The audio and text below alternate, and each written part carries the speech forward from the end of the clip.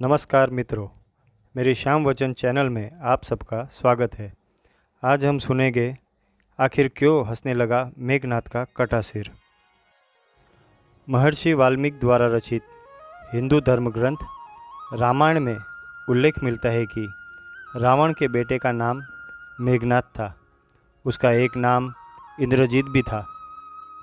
दोनों नाम उसकी बहादुरी के लिए दिए गए थे। दरअसल मेघनाद इंद्र पर जीत हासिल करने के बाद इंद्रजीत कहलाया और मेघनाद का मेघनाद नाम मेघों की आड़ में युद्ध करने के कारण पड़ा। वह एक वीर राक्षस योद्धा था। मेघनाद श्री राम और लक्ष्मण को मारना चाहता था। एक युद्ध के दौरान उसने सारे प्रयत्न किए, लेकिन वह विफल रहा। इसी युद्ध में लक्ष्मण के घातक बाणों से मेघनाद मारा गया। लक्ष्मण जी ने मेघनाद का सिर उसके शरीर से अलग कर दिया। उसका सिर श्री राम के आगे रखा गया। उसे वानर और रीछ देखने लगे। तब श्री राम ने कहा, इसके सिर को संभाल के रखो। दरअसल श्री राम मेघनाद की मृत्यु की सूचना मेघनाद की पत्नी सुलोचना को देना चाहते थे। उन्होंने मेघनाद की एक भुजा को बाण के द्वारा मेघनाद के महल में पहुंचा दिया।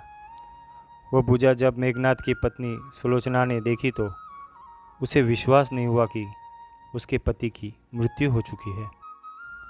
उसने भुजा से कहा, अगर तुम वास्तव में मेघनाद की भुजा हो तो मेरी दुविधा को लिखकर दूर करो।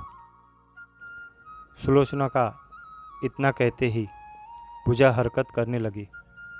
तब एक सेविका ने उस भुजा को खड़िया लाकर हाथ में रख दी। उस कटे हाथ ने आंगन में लक्ष्मण जी के प्रशंसा के शब्द लिख दिए। सुलोचना को विश्वास हो गया कि युद्ध में उसका पति मारा गया है। सुलोचना इस समाचार को सुनकर रोने लगी। फिर वह रथ में बैठकर रावण से मिलने चल पड़ी। रावण को सुलोचना ने मेघनाद का कटा हुआ हाथ दिखाया और अपने पति का सिर मांगा।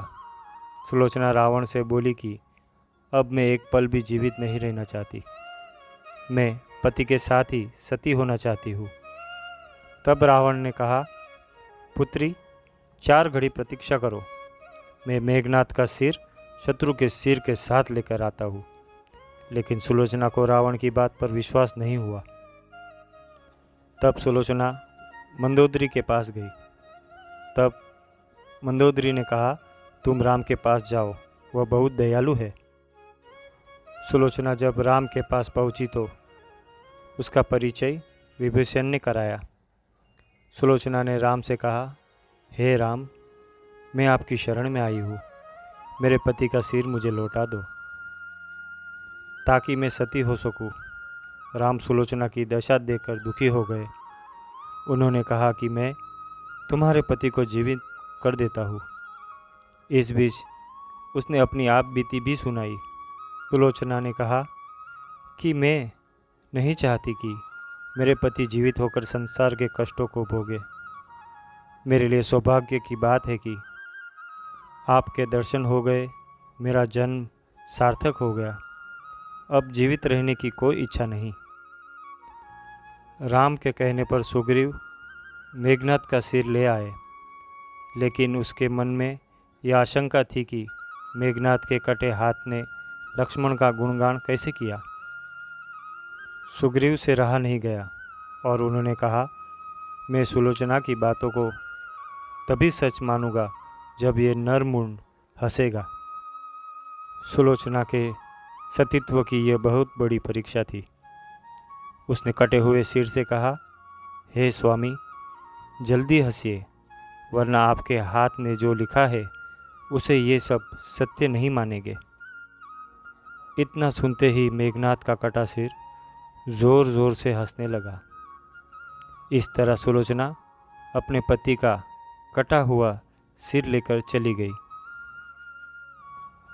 तो मित्रों, ये थी एक पौराणिक और सत्य घटना जिसका उल्लेख रामायण में भी किया है।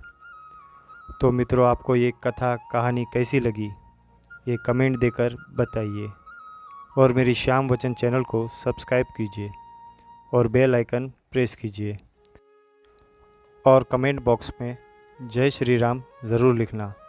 नमस्कार।